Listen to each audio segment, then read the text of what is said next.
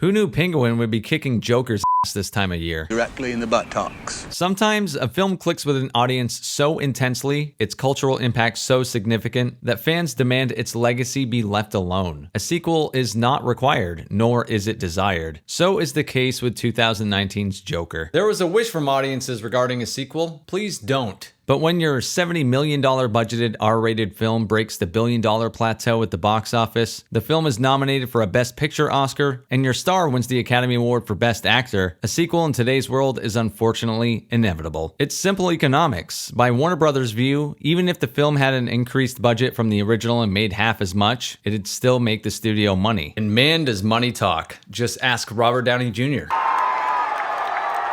Monetary gain is the primary focus in Hollywood. It's a business after all. But it's the business of art, and sometimes real art breaks through. No matter how you feel about the 2019 original, it's a story that could have and should have remained standing on its own. It's not a film like 1999's The Matrix, where it had a lot of gas left in the tank story-wise, but considering what we received for sequels, we kind of all wish it stayed at one movie. The Joker was a self-contained tale about a broken man and the society that beat him down while simultaneously ignoring him. By the end of the movie, there wasn't anything left that needed to be said. And so, with Joker Folie, you're getting precisely what you'd expect. A movie with simply nothing interesting to add to what's already been said. It feels like an extended epilogue to the original. It rehashes what we already knew about Arthur Fleck, trying a smidge to add to his background and his present, but feels like a stalled car for its near 2.5-hour runtime. It has some things to say, but you've already heard it. Like asking a question you already know the answer to. And man, that'll test patience. If you already know the answers to your questions, then why ask pig fuck? It's not the worst movie of the year by any stretch, but it wasn't wanted, nor is it exactly entertaining. They stretch out a paper-thin story to an excruciating 2 hours and 20 minutes, even longer than the original movie. The decision to make it into a musical also seems to be a mistake. The musical numbers are fine, but moments often feel shoehorned in or simply do not belong. It's difficult not to just tune it out during these long stretches if you're not into musicals, because the film works without them. In fact, it would be marginally better without them. Music played an integral role in the first movie, but having the characters actually stop the film for stretches to sing themselves turns it into a fever dream that you tune out. It was far more effective the way the first film handled music. But I have to applaud Todd Phillips and company for at least trying something different, even though it doesn't work out. What the film does have going for it is another great performance by Joaquin Phoenix and the supporting cast. Lady Gaga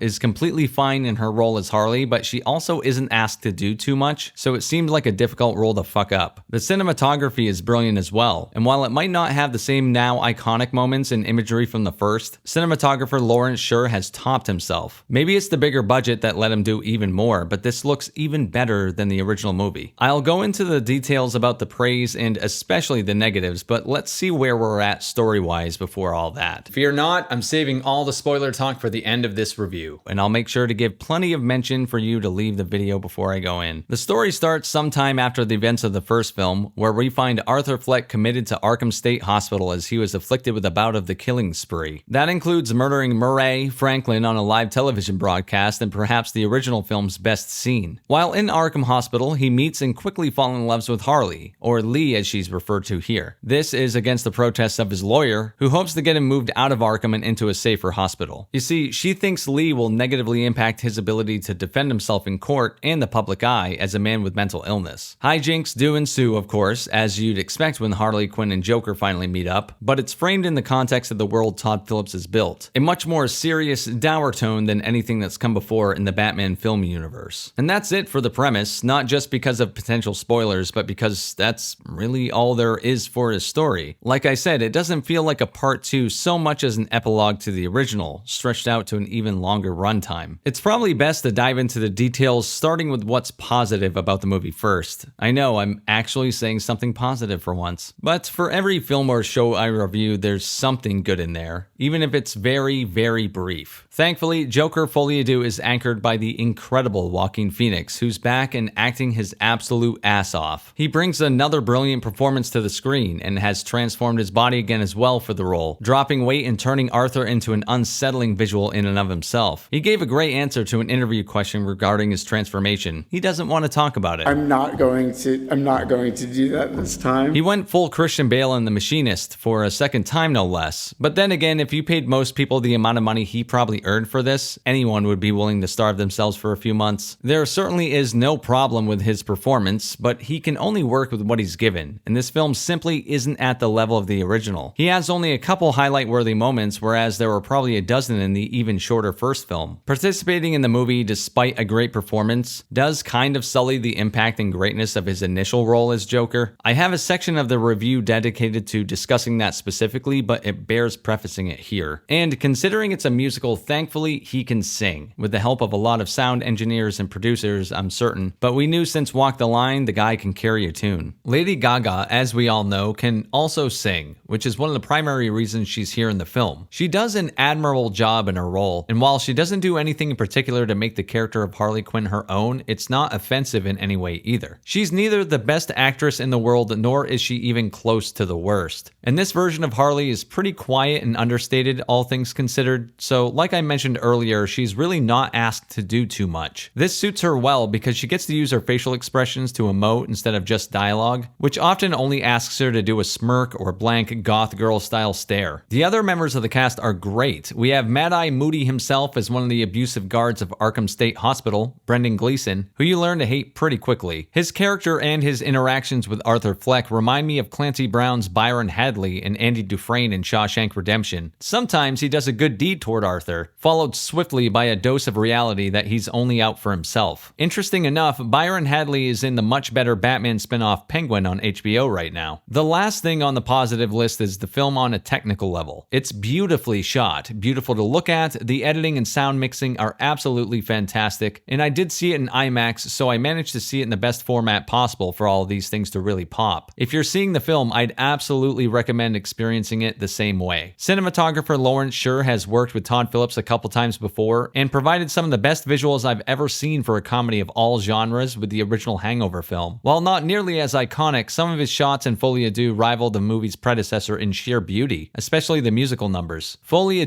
lacks those images that sear into your mind like the original though. It's probably why in the film they constantly bring those moments back in flashbacks as a visual reminder of what's come before. From Arthur dancing after he murders the 3 Wall Street men on the subway, to his dancing as he's walking out onto the Murray Franklin show, and the close-up shot of his face covered in Murray's blood, the images are rotated throughout this movie for a reason. They are now cinema-level iconic, and you probably won't get that from this movie. The colors in the movie really pop too, and it's easy to forget that films aren't just told through a script. It's a visual medium too, as my editor likes to remind me. So regarding those, you can't argue against how splendid the movie looks. Lawrence Sher makes grime and grit look stunning. This is also attributed to Todd Phillips as a director with a vision. Whether you agree with that vision or not, which I don't, is another story, but I can't argue against how well he's executed it. Now, with the praise out of the way, it's time to get to the non-spoiler what sucks part of this review, because a good chunk of what's asked about this film is spoilerific, and I'm saving that for the end. And what sucks about this movie is the story, or a complete lack of one, I should say. Yes, it follows the immediate aftermath of Arthur's mayhem in Joker, with nothing new or insightful to say about it. The original film follows Arthur, a man who's been pushed around and beaten down by society, a forgotten loner, in, as he calls himself, an explicit fashion, a mentally ill loner whose society has abandoned him and treated him like trash. Very, very subtle storytelling in that movie. And that's exactly what you keep getting here. The original film was very on the nose, with little implied but a whole lot explicitly stated, and so is this movie. But what little was actually implied, like how dark of a past Arthur had, is now exposed for the viewer to see and hear. The Joker character has always had a mysterious past, and even though the first film was an origin story, they stuck to his past being a confusing mess for him so we wouldn't know the truth. Here, they half-heartedly expose a lot of the abuse he suffered, and it's exactly what you would have expected all along anyway. Like I said, a lot was implied, but now it's just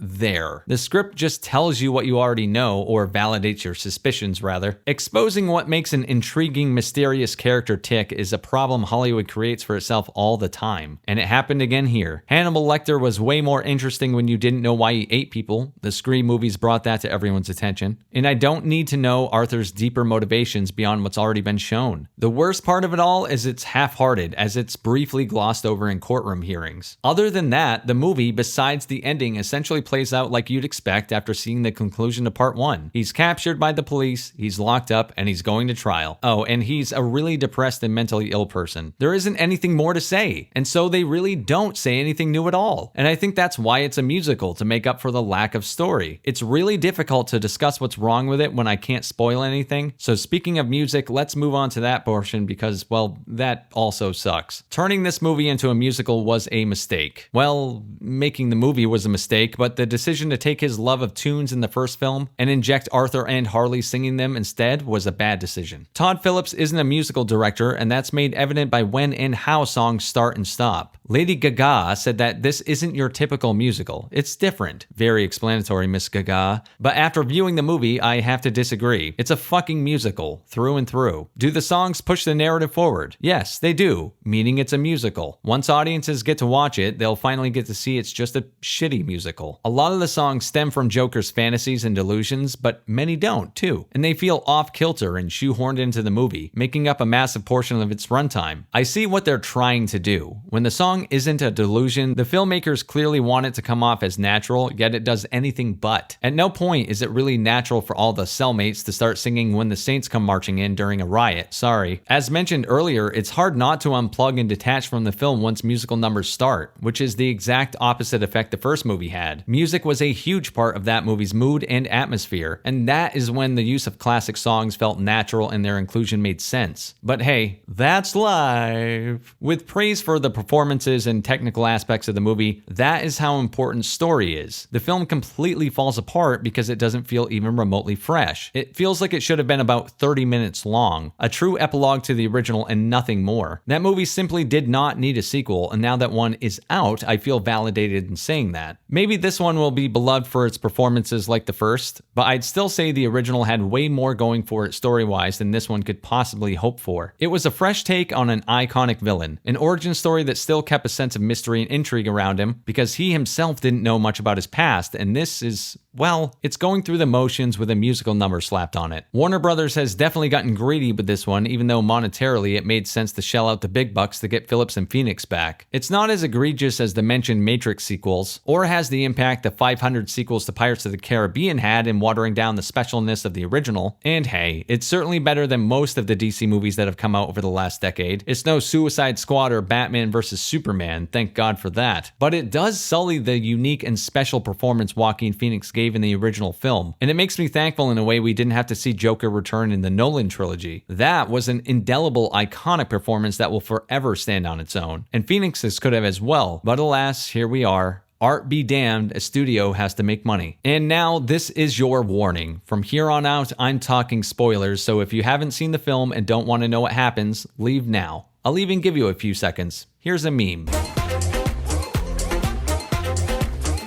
Okay, so the ending of this movie is an absolute ass sandwich. It's going to be divisive, and to be honest, we should have all seen it coming a mile away. The ending has Arthur Fleck getting murdered by the real Joker, or the mysterious man who will become the real Joker, the eventual actual foil to Batman. He's telegraphed from the beginning. When we first find Arthur in Arkham, they focus on a tall lean man standing in the background watching with a look of disdain and admiration. And we should have seen this coming. After the release of the first movie, Todd Phillips said, and quote, "There's many ways to look at the movie. Arthur might not be Joker. This is just a version of a Joker origin. It's just the version this guy is telling in this room at a mental institution. I don't know that he's the most reliable narrator in the world, you know what I'm saying? His tease has been more than confirmed as the real Joker walks up to Arthur and stabs him to death after telling Fleck his own joke that ends with, 'You get what you fucking deserve.' We don't even get a chance to really appreciate Arthur dying, if you even do, because the shot is more focused on the real Joker carving his own Glasgow smile with the knife he just used to carve up Arthur. You fucking ho dunk, po dunk, well then there, motherfuckers! People will probably be plenty upset that he wasn't the real deal in the first place, but I honestly wasn't. I expected this from the moment they kept panning over to him at the beginning of the movie, and I remembered Todd Phillips basically telegraphing what was going to happen years ago, because that's what he does. He's pretty blatant and explicit. What's wrong here, in my opinion, is the ending leaves Arthur with no real arc. He started off as a lonely, depressed, downtrodden, and beaten man, and dies the exact same way. It comes comes after he admits, explicitly of course, that he doesn't see himself as Joker. He's simply Arthur, meaning his self-discovery really led absolutely nowhere. The only takeaway is he was the inspiration from the real Joker to come into being. This, in a lot of ways, makes sense. Arthur isn't just mentally ill, he's also not very bright. So how could this guy ever be the arch nemesis to the world's greatest detective? How could he become the clown prince of crime? It still leaves a sour taste in your mouth though, knowing you didn't really watch a resolution happen or be along for a ride. He finishes exactly where he starts. What an arc. There's also an unfortunate scene that reminded me of Zack Snyder's attempt at being edgy when he said Batman could be, for YouTube censors, we'll say,